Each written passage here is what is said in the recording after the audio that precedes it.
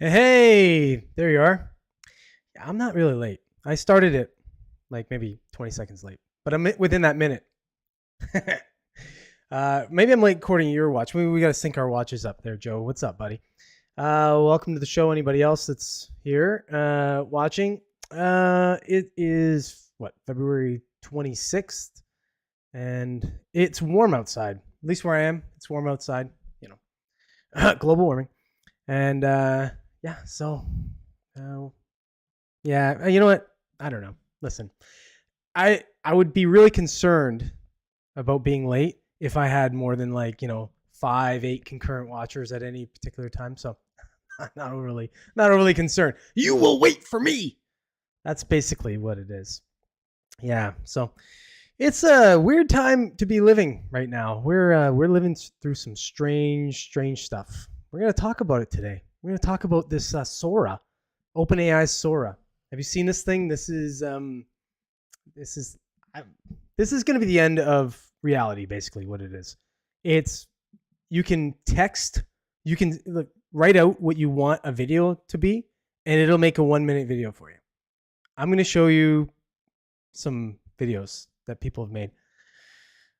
It's weird, man. It's weird. How are you going to know what reality is? You're not even going to know if I'm real. Like, you're just be like, oh, maybe somebody just told some dillhole to start talking on a live podcast, and here I am. So you just don't know. But wild stuff. We'll talk about that. Also, the fake shove. If you know what I mean, you'll know what I mean. Trump, there was a video that went kind of viral, I guess, on X that was edited, or not even edited. It was just clipped off in a way that made him look like he was shoving somebody. Not at all what happened. And of course, everybody ran with this thing and, anything to slander the guy. We'll talk about that. I'm going to show the video that they clipped, and then I'm going to show you the full video of the actual video, what it was, and you'll see. What a joke.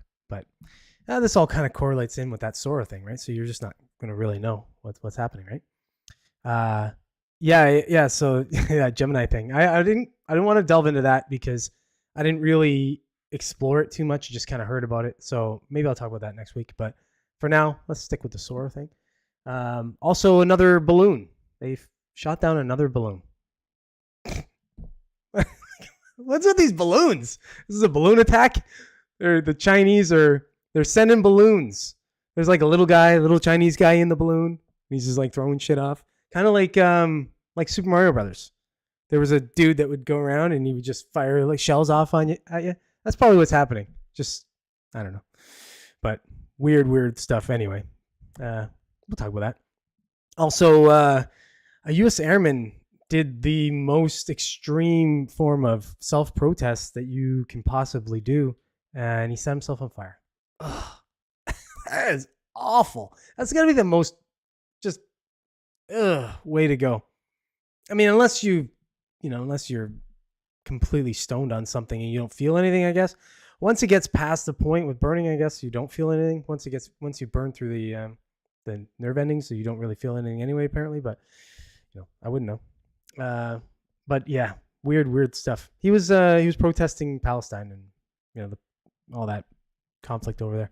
We'll talk about that. I don't know why, but we will. Also, AT&T had a big outage last week. I think Friday it was, and they're, oh my God, Gizzo, where you been, bud? Like, you fell off the face. You were in that balloon, weren't you? You were in the balloon. They shot you down, and you're welcome back. Here you are. You were in that balloon for like 8 months, but you're here now, buddy. I appreciate you coming back to the show. Hey, you sidetracked me there. I looked over and I saw Gizzo. I'm like, what? Yeah. So anyways, but this AT&T outage, they're claiming it's not a cyber security or like a cyber attack. It's, I don't know, whatever. Maybe it was, maybe it wasn't. But they seem to be more frequent now, and they're attacking the communication networks. Rogers went down a little while back. Hopefully it's not a thing, because if it's a thing, that's kind of scary. But we'll talk about that. And also, the last thing we'll talk about is this crazy show that I've been watching that I think everybody's been watching now. It's called The Traders. If you're a fan of any type of reality TV that isn't complete garbage, you'll like this show, because it's like I'm trying to think how to say it. It's a murder mystery type show but it takes a bunch of reality stars, and some of them are traitors, and some of them, well, most of them are faithfuls. All the faithful people are like, they're not doing anything underhanded, but the traitors can kill people and stuff in the show. It's funny. It's quite good. It's catching on, and I can tell why, because I liked it too, and I binge watched the stupid thing. But you know, with all the reality TV out there, this is actually pretty good reality TV. So we'll talk about that.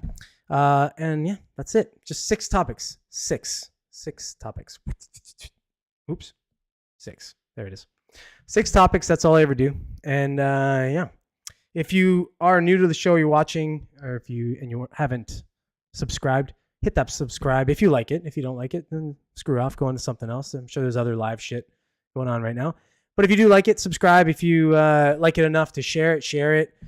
Share the videos. Let people know. At 7 o'clock on Mondays, I'm here.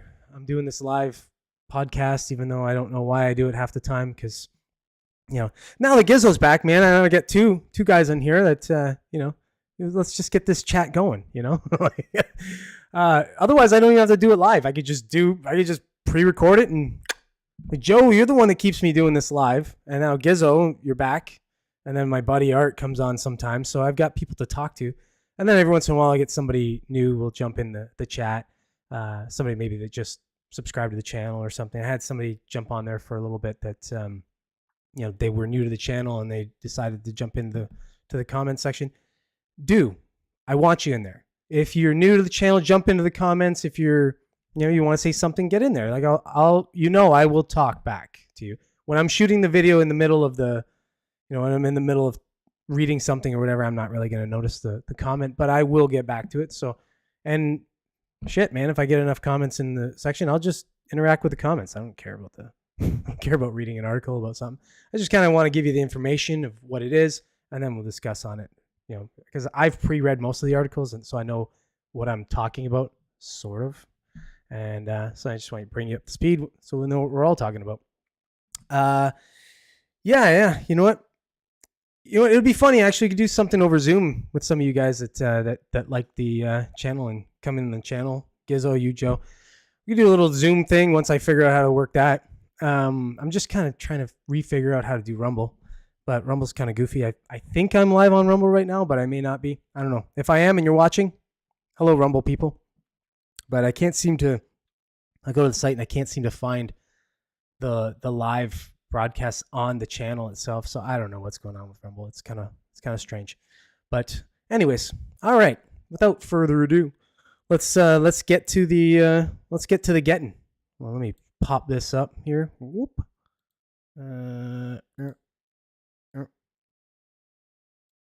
Okay. So this Sora thing, this OpenAI Sora thing is scary. Let's be real. All this AI stuff is kind of scary because it's a new thing for everybody. But this one is weird because you can just dictate, you can just write in what you want to see this thing create, and it will create a video for you. And it's pretty damn realistic. I'll play a couple and you'll see what I mean. But let me read this article. This is Vox. Vox is kind of, well, we know what Vox is, but something like this, they might not be so bad. What 2 years of AI development can tell us about Sora. So remember when AI art generators became widely available in 2022 and suddenly the internet was full of uncanny pictures that were very cool but didn't look quite right on close inspection? You know, the things like where they had like 6 fingers or a weird thumb, or, you know, there was all kinds of weird stuff. And you can still see them if you look up AI images. Get ready for that to happen again, but this time for video. Last week, OpenAI released Sora, a generative AI model that produces videos based on a single prompt. It's not available to the public yet, but CEO Sam Altman showed off its capabilities by taking requests on X, formerly known as Twitter, users replied with small prompts: a monkey playing chess in a park, or a bicycle race on ocean with different animals as athletes. It's uncanny, mesmerizing, weird, beautiful, and prompting the usual style of cycle of commentary. Some people are making strong claims about Sora's negative effects, expecting a wave of disinformation. But while I and experts think future powerful AI systems pose really serious risks, claims that a specific model will bring the disinformation wave upon us have not held up so far. Well, that's okay. That's stupid. It's so infinitesimal, like it's so new at this point, right? that it's, they're just getting better and better at it, like exponentially. That's what's scary about it. And when you see these videos, you're going to go, ooh, geez, like imagine this is just the start of it. This is going to replace like Hollywood. And, imagine just sitting down and saying, well, you know what? I want to watch a movie today, but there's nothing really out there I want to watch. Let me just make one. And you just, write down a script, a general script, boom, boom, boom, put it in. Once it gets more than a minute, obviously right now it's just a minute, but, I'm sure it won't take long before they get to a half hour or more. And it's just going to end all of what we think or we know about, like Hollywood and that kind of stuff. But anyways, others are pointing at Sora's many flaws as representing fundamental limitations of the technology, which was a mistake when people did it with image generator models, and which I suspect will be a mistake again. As my colleague A.W. Allheiser pointed out, just as DALL-E and ChatGPT improved over time, so could Sora. Oh, so of course will Sora. Not so could, it will. The predictions, both bullish and bearish, may yet pan out, but the conversation around Sora and generative AI would be more productive if people on all sides took into greater account all the ways in which we've been proved wrong these last couple of years. Exactly. Okay. This article just keeps going on. I want to get into this. I'm going to show you this. Like, watch this. So, let me start this here. This got no sound in this video, but you'll see. So I'm going to read this. This is the descriptive wording that they put in, and then it'll show you what Sora produced. So a drone view of waves crashing against the rugged cliffs along Big Sur's Garay Point Beach. The crashing blue waters create white-tipped waves, while the golden light of the setting sun illuminates the rocky shore. A small island with a lighthouse sits in the distance, and green shrubbery covers the cliff's edge. The steep drop from the road down to the beach is a dramatic feat, with the cliff's edges jutting out over the sea. This is a view that captures the raw beauty of the coast and the rugged landscape of the Pacific Coast Highway. Now watch this. Come on. Check that out. That's pretty much exactly what it... And how does that not look real? Oh, here, let me pause this on the next one here. Okay, so here's another one. A movie trailer featuring the adventures of the 30-year-old spaceman wearing a red wool knitted motorcycle helmet, blue sky, salt desert, cinematic style, shot on 35mm film, vivid colors. Okay, here we go. This one's kind of stupid, but look at this. I don't know why somebody wants to see this, but look how real this is. How do you get around that? All right, let's see what the next one's going to be. We'll do one more once this gets through it. Photorealistic close-up video of two pirate ships battling each other as they sail inside a cup of coffee. All right, let's see what this one's all about. This one's a little hokey, but imagine when it gets more and more real. Okay, so you get the picture. Anyways, I don't know what to say about this. That first one especially, that's crazy. Obviously, the more descriptive you get in your wording, the better it's going to be to what you want it to look like. But even those other ones where it was just a couple lines and bang, it just comes up with something. And realistic as heck. When it gets better and better, we're just not going to know. Like, you're just not going to know what's real. How are you? Half the time now, you don't know what's real.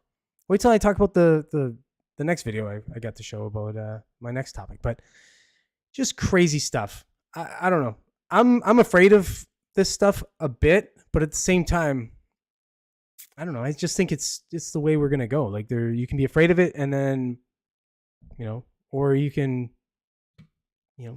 just lean into it, which I think we all should just kind of lean into it. It's going that way anyway. So,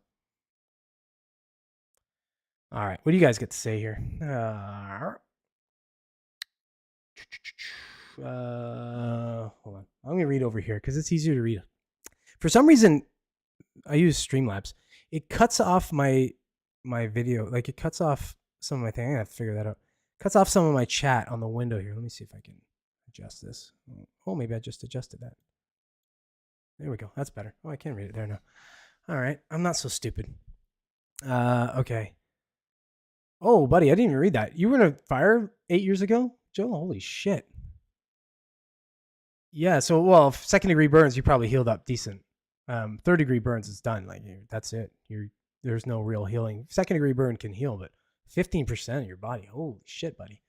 I had a really bad sunburn on a cruise in my 20s, and I had like it was second degree on my shoulders, and it was first degree mostly everywhere, but second degree on my shoulders and my back. My idiot ex-girlfriend gave me tanning accelerator instead of sunscreen, and I was playing beach volleyball for about 3 hours. Didn't really realize because the sun is weird down south, and boom, I got nailed. And it was wow. I'm not surprised I'm not live on Rumble. I got to figure that out. I don't know what's going on. I thought I did everything right, but I guess not. Yeah, I saw that, Gizzo. Yeah, 9 months ago. And I can't seem to get it to correct. I might have to the channel's not big anyway, so I might just end that channel and just do a new channel and figure out how to do it, but I don't know. We'll see. Yeah. I don't know if AI will destroy humanity. I'm not sure if I agree with you there that it'll destroy humanity, but it could be like a 2-tier thing, depending on if it ever gets to AGI and then they're able to, they get control somehow, like basically if you watch Terminator and you see Cybernet, if they were able to do, they made robots that were humanoid type robots like that and they thought like us, probably kill us. But yeah. Yeah. What else you got here? Give it a penthouse form scene setup. Yeah. Good joke, Gizzo. Sorry, I missed that one, buddy. Yeah. Now you guys are talking. Oh, now I feel like a slum. All right, I'll just read. I'll just watch you. You're talking. Yeah. I can imagine you're in the hospital for a while with that, man. That fucking second degree burns are the most painful. Obviously, first degree surface layer, second degree into the subdermals, and you start to. It's the most painful, obviously, because you can feel everything. Like I said, third degree burns, you're burning into the nerve tissue. You wouldn't feel it anyway. Just pure scarring. You can't do anything about. Yeah, I bet you couldn't be in the sun. Yeah, I had to watch out. My shoulders now I have a little bit of freckles on my shoulders that developed from that. So now I'm very careful about that, especially my neck and my shoulders. I just make sure I don't burn myself anymore. All right, let's slam on into the next thing. I kind of want to talk about this next thing because it's it's par for the course with these fake pieces of garbage, putting out fake stuff, and just turning the narrative whichever way they want, right? So I'm sure they loved this. They grabbed onto it and they're like, yeah, all right, let's go. So there was a nice fake video of Trump shoving a dude. Of course, you don't see the dude in the video full because, of course, they had to take it from a specific piece of the video, and you'll see what I mean. It's hard to explain. They doctored it in a way to make it very much looks like he gave the guy a shove. Now, this video went viral. Somewhat. I'm not sure. I think it had like 6. It was going viral, and now I think it, enough people know that it's debunked. I'm going to read this article here from Newsweek first. I'm going to show you the fake video first, just so you can see, and then I'm going to show you the real video of what actually happened. I'm glad at least the guy that was in the video, cleared it up. But here goes. So did Donald Trump shove someone in viral video clip? I love how they say that. You garbage. Did he? No, he didn't. What are you doing? He didn't. Clip of former President Donald Trump went viral on social media after it raised the question as to whether he had shoved a man at his Mar-a-Lago resort, but a video shot from another angle showed him patting the man on the back. The original short video was shared on X, formerly Twitter, by the Patriot Takes account and has been viewed more than 580,000 times. Did Trump shove this guy out of his way? The account wrote. The video does not give the full picture, but shows Trump extending his arm rapidly and afterwards a man leaving the frame in a relaxed manner. The man in question appeared to be former Senate Judiciary Committee advisor Garrett Ventry. Guys, this isn't a scandal. I was talking to President Trump after his speech. We then took a picture. Then he patted me on the back and walked away. The internet is insane. He posted on X along with a video shot from a different angle, which supported his version of what actually happened. Okay, before I show you that, now here we go. Let me show you this. So here is the video that was posted on X. You see that? That looks like he shoved him. Let's see it again. Here we go. Yep. Looks like he shoved him. Nope. That is not at all what happened. Here's what happened. Here's the video here. Okay, ready? Oops, let's replay this.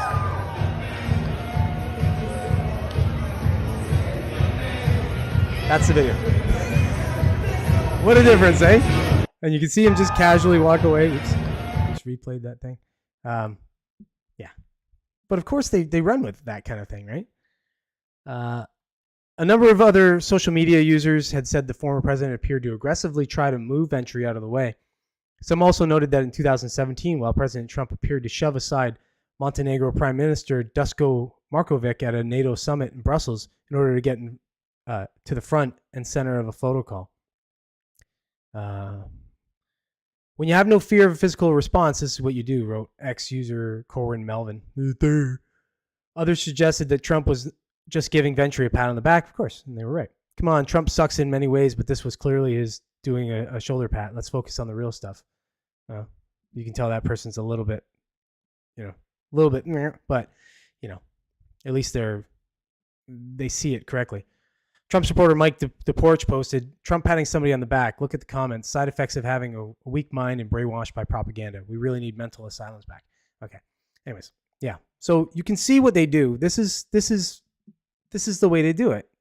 They're gonna take a video and they know they're being dishonest. They just angle it in a way that it looks like it, because clearly it did look like he did give him a shove, and then just let it run wild on the internet. And there's going to be a number of people that watch this video. They watch that clip. They never see the actual clip of what happened. And you talk to them and they'll go, no, Trump shoved that guy. Shoved that guy, Maro. And he also shoved this other guy this other time. So it's just creating this narrative that that's the guy Trump is. Like him or don't. I'm on the fence with Trump, whatever. But you don't need to disparage him with a bunch of bullshit, because as this AI starts to get better and as these fake videos and stuff and people with nefarious means do this kind of stuff, you might be one that gets caught up in this kind of shit. So, I'd be careful getting on the bandwagon of support on this. Yeah.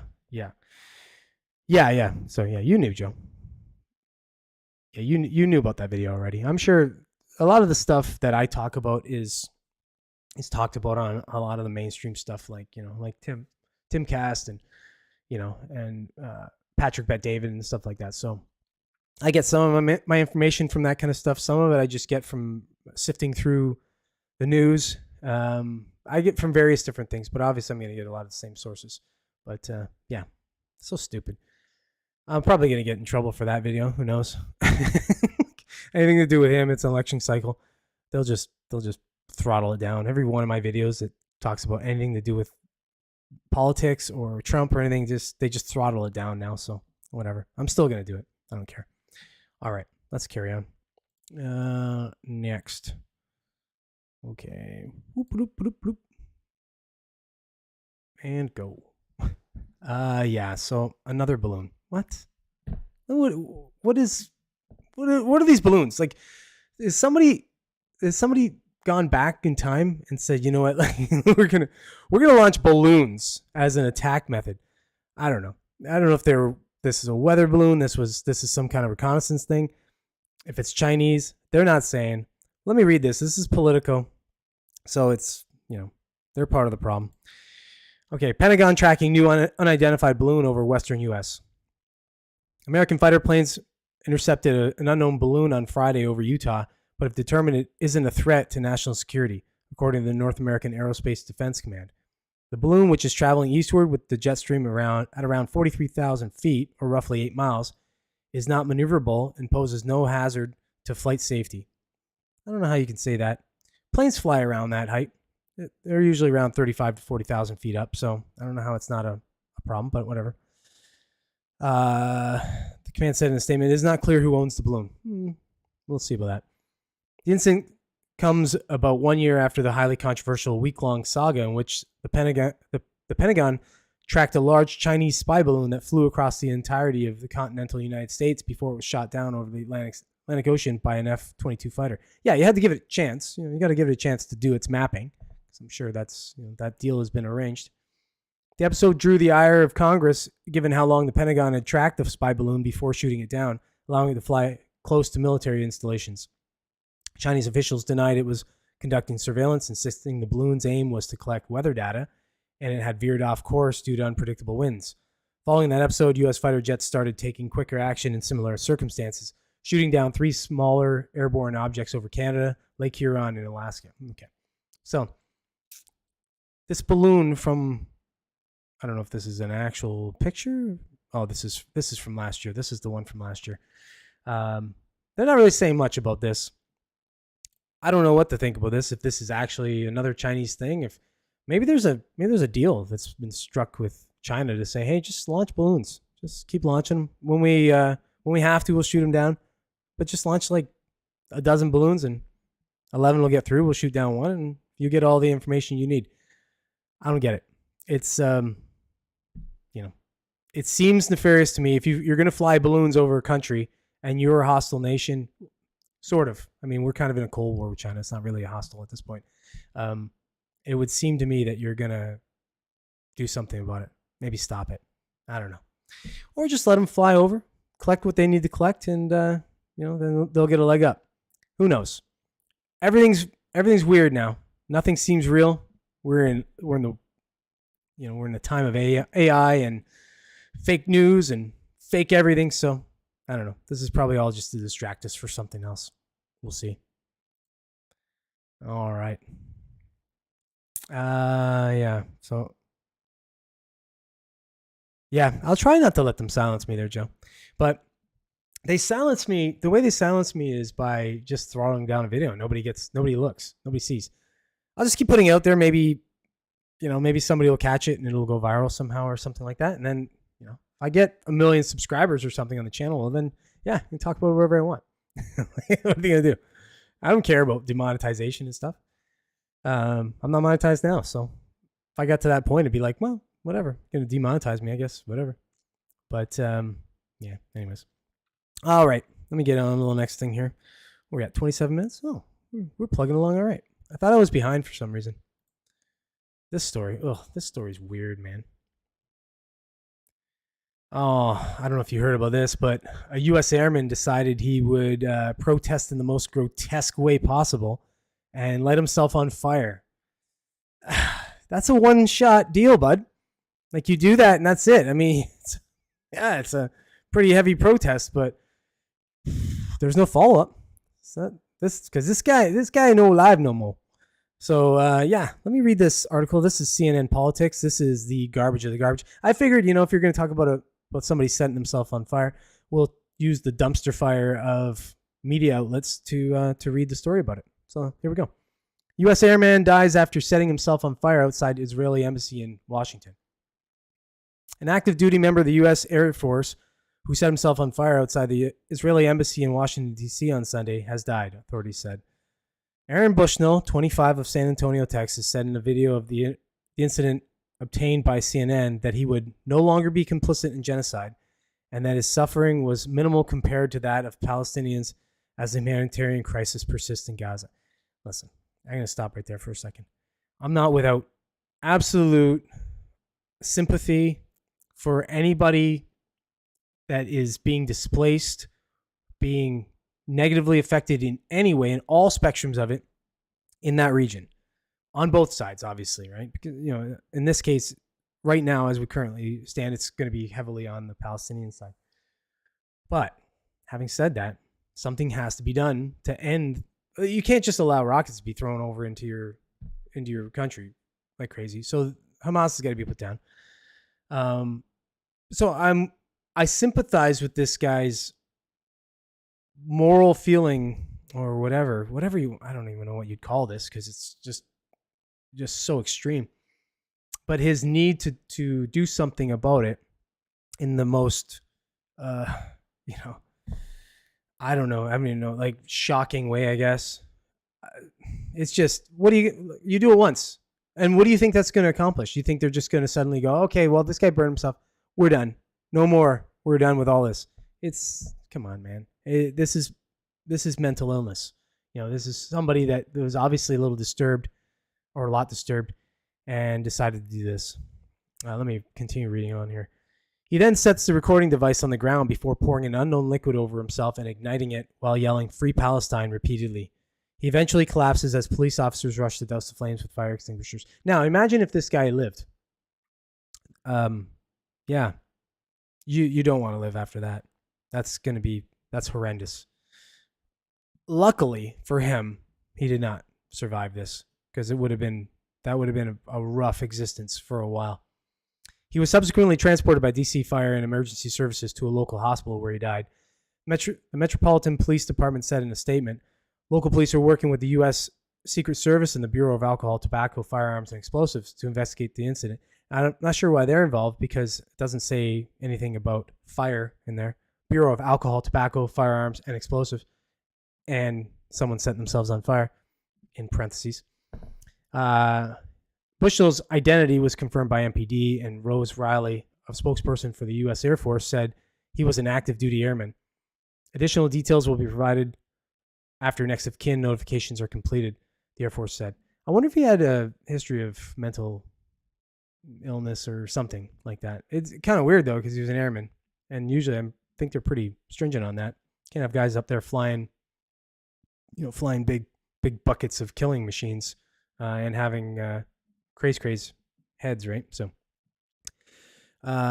in December, a person set themselves on fire outside the Israeli consulate in Atlanta in what police said was likely an extreme act of political protest. So somebody started this, and now this guy jumped in, he jumped on the bandwagon of it. Hope this is not going to be a trend. Palestinian flag that was part of the protest was recovered at the scene, and gasoline was used as an accelerant. Police and fire officials told reporters at a news conference. Israel is waging war against Hamas in Gaza after the group's October 7th terrorist attacks that killed 1,200 people in Israel, according to Israeli authorities. The response has killed nearly 30,000 people in Gaza, according to the Hamas-run health ministry. So there you go. So they say it right there. Kudos, CNN politics. You at least are being in your weird narrative scripting.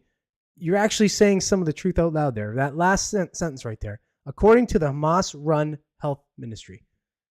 Meaning, you can't just believe that number just wholeheartedly like that. You can't just take it like that on face value.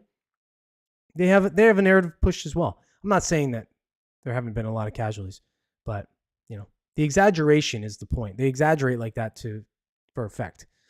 Just like this guy exaggerated his protest. Ugh, ugly stuff. Hopefully it's not a trend. All right. Oh, you saw it.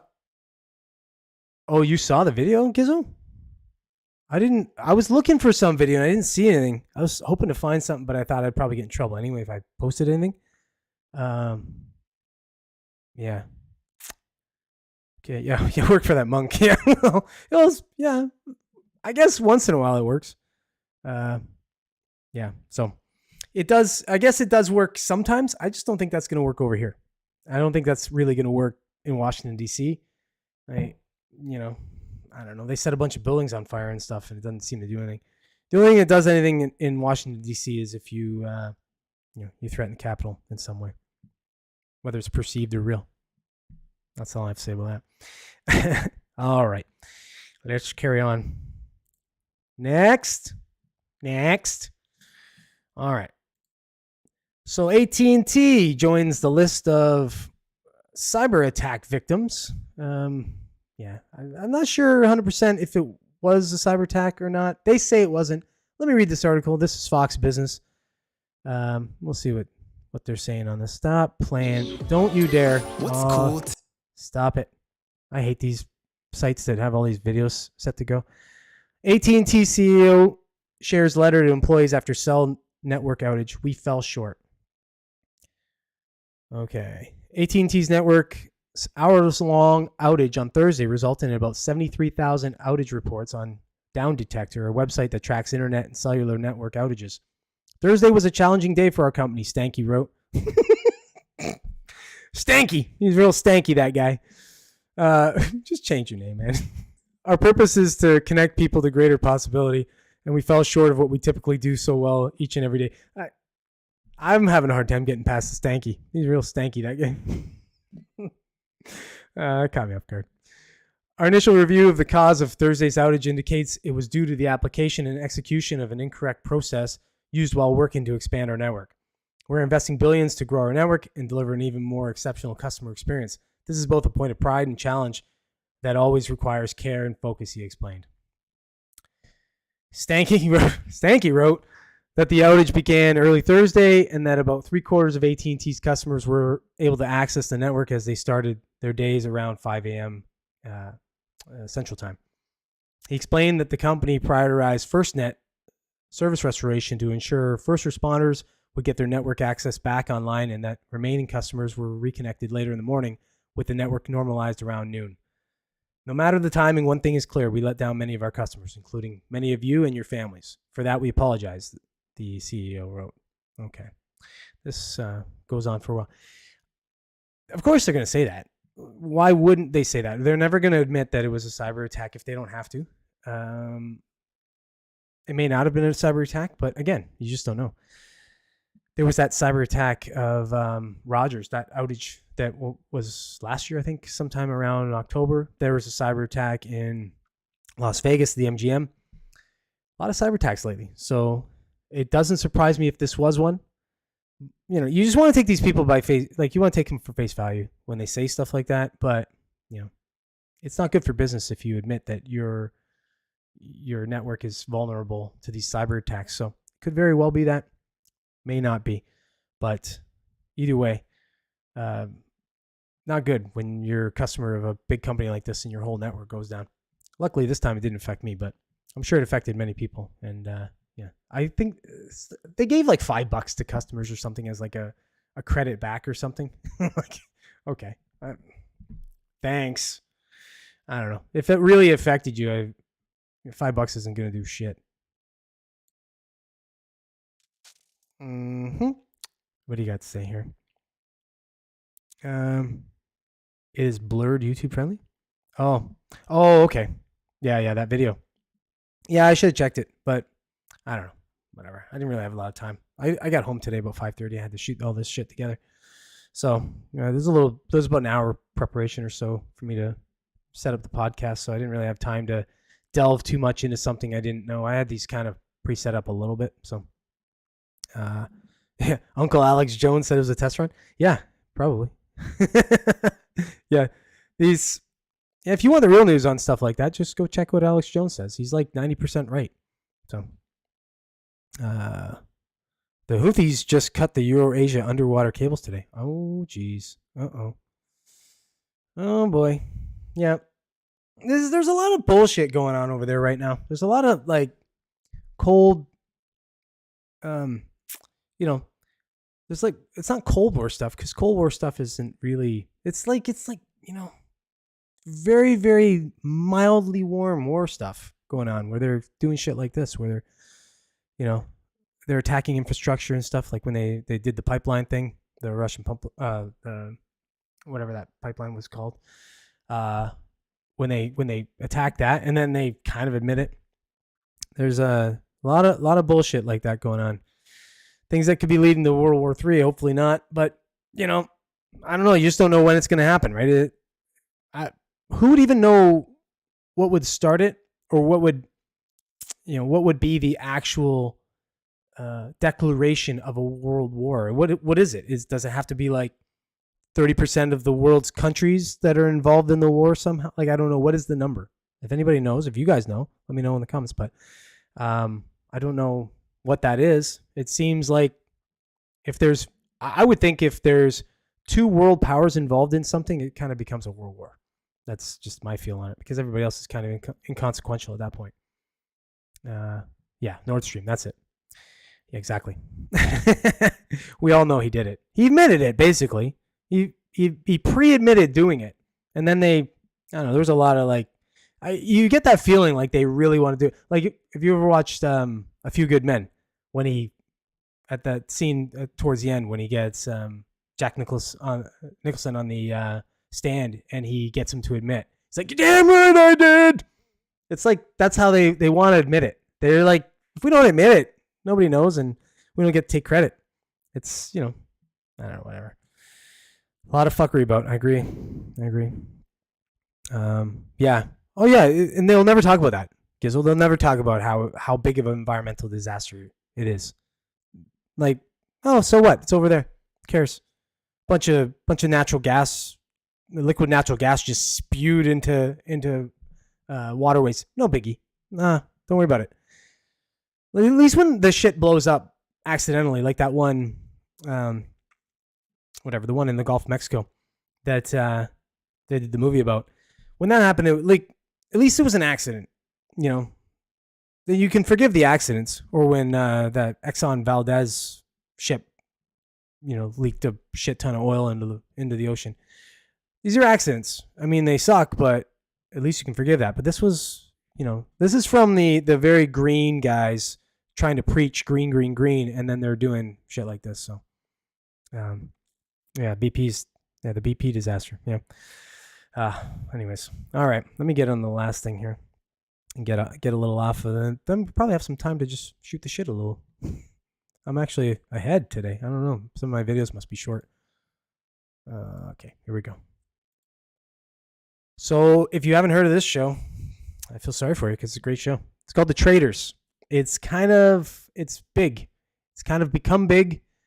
It's getting bigger. People are finding out about it. I just did. I just binge watched the stupid thing, season 1 and most of season 2, and now they're in the middle of like releasing season 2, so I'm caught up. But I watched The Traitors Canada, which is always like a 2-bit version of the real thing. It's like Diet Coke. I'm gonna read this article. This is Rolling Stone. Rolling Stone is like the shadow of its former self. Garbage magazine, whatever you want to call it now. But let's see what they have to say about this. How The Traitors became one of the most popular reality TV shows, or reality shows on TV. Open social media. On any given Thursday night as of late, and you've probably seen a message that reads something like, if you're not watching #The Traitors, what WTF are you actually doing? The Peacock series, which premiered in January and airs every Thursday night, has become an addictive, guilty pleasure, earning the #1 spot among unscripted streaming series and turning out endlessly quotable one-liners and internet memes on a weekly basis. The global franchise originated with the Dutch show De Verraders in 2021.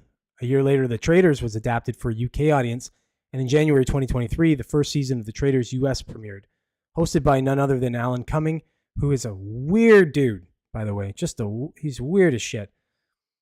All variations of the show follow the same format, combining reality TV stars from various shows to compete in a murder mystery-esque game for a cash prize.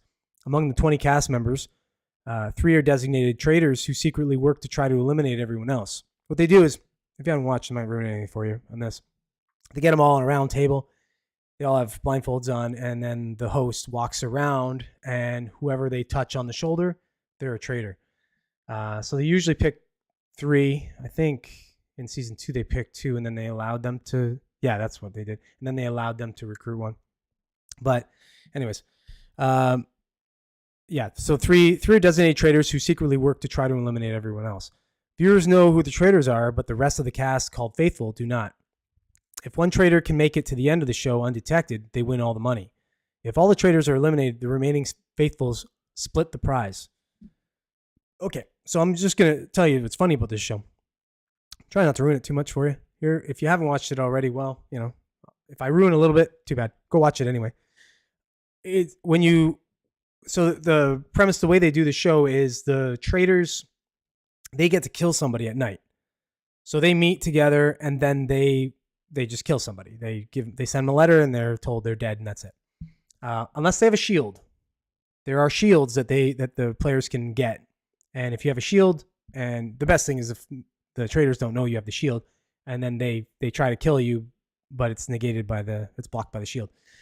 But anyways, they kill people at night, and then in the evening, they'll do a round table. I forget what they call it, but they do a round table where everybody meets there, and then they vote they try and get rid of a traitor, but they vote to get rid of one.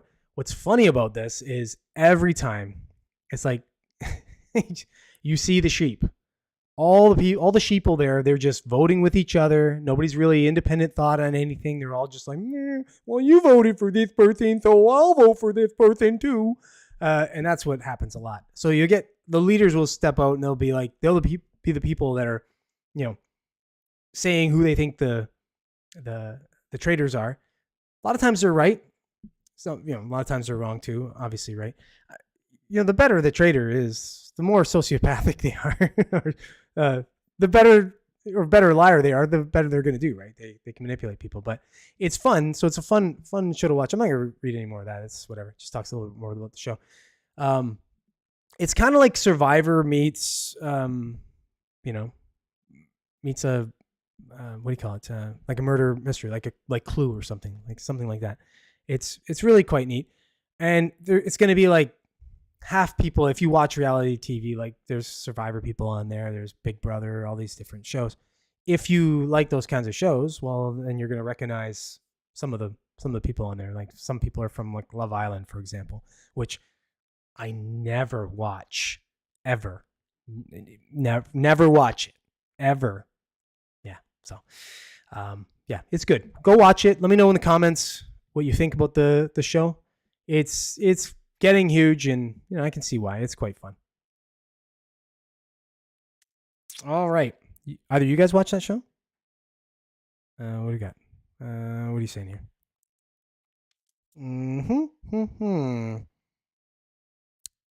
Yeah, you're right. That's funny you say that, because Tyler, my still friend, my former podcast compadre, he said the exact same thing. Basically, it's like Among Us, which I never really played. I know the game, obviously, but I never really played it. Listen, Love Island it's so garbage, okay? It's so awful. If either of you watch the show, there's like 50 episodes a season. It's unbelievably monotonously long garbage. But I put it on the background. The girlfriend and I put it on the background, and I'll just do whatever I'm doing, like on my phone or whatever. So I don't really have to watch. And then when I look up, I get a little eye candy. Sorry, Chrissy, if you're watching. Little eye candy, and she gets eye candy too. Come on, that's all it is. It's just eye candy. And sometimes it's funny. Sometimes there's sometimes you can get into a couple of the characters. It's just it's trash reality TV at its best. It wouldn't be funny if Taylor Swift went on it. That'd be kind of funny. She'd have to write songs about all the people that she that hurt her feelings on the island. But yeah, all right. Well, I don't know. That's all I got to talk about. I mean, we can shoot the shit for another 10 minutes before Timcast is on if you want. But otherwise, if you were watching, I see the viewers up and down a little bit. Not very much. I'm still not beating any more than like 5 concurrent lately. Which, whatever. I don't know. Maybe my face bugs people. Oh yeah, Babe Watch. Yeah, I used to watch Babe Watch. Yeah, Pamela Anderson. You see her now, she looks kind of rough. She's Canadian like we are, but time wasn't very well to her, or wasn't kind to her, I should say. Probably Hep B or whatever the heck she has, Hep C or Hep B. Probably not very kind either. Yeah. So if you were watching the podcast, by the way, if you were one of the people in and out, thanks for watching. If you haven't subscribed already and you are watching, or you did watch, or any of that kind of stuff, hit the subscribe. Doesn't affect you in anything. Won't cost you anything. Just get my subscribe numbers up. I'm trying to get the damn channel to a point where it's, I have a decent amount of subscribers right now. I'm like less than 300. Just sad. You guys are the only things that keep me friggin' doing this live. Otherwise, I could just shoot it anytime I want.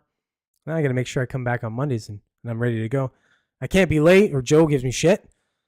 So, yeah, check out the videos. There's six video clips that I'll put out during the week. Check them out. 5 o'clock from Tuesday through Sunday. Like, share, all that kind of stuff. If you do like and you do want to share, do all those things, and help a small channel. If you like this stuff, I don't ask for any money. I don't make any money. I just do this because stupid head Tyler got me started on this, and now I can't quit.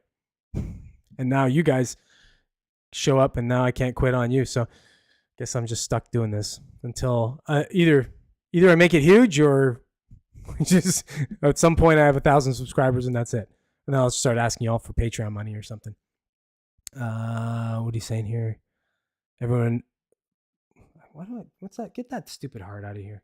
Here, I'm just going to give you a big heart. How about that? Oh, why is that not doing it? No, it won't let me. I have to open the web chat. Plane ticker from Canadian. Everyone is one plane ticker from being Canadian. One plane ticker? The hell are you talking about, Giza? One plane ticker? A plane ticket? Is that what you're trying to say? Are you stoned? You watching stoned? It's probably the only way you can watch the show is if you're stoned. Oh, look at both you guys. Jeez. That'd be funny actually if I did the show stoned one time. Maybe I will. Oh, my girlfriend give me trouble, but it'd be kind of funny. All right, that's it. Let's end it there. Thanks, guys. Thanks for coming and watching and joining in the convo. Welcome back, Gizzo. Nice to see you after a long time. I thought you might have died. I just never know. You could have. So I'm happy to see you didn't die. And Joe, thanks for being around like always. And we'll see you both next week, I guess. Usual bat time, usual bat channel. For everybody else, thanks for watching. See you at 7 o'clock next Monday. I don't know what it is. March, whatever. Who knows? March is a freaky deaky month. Hard to keep track.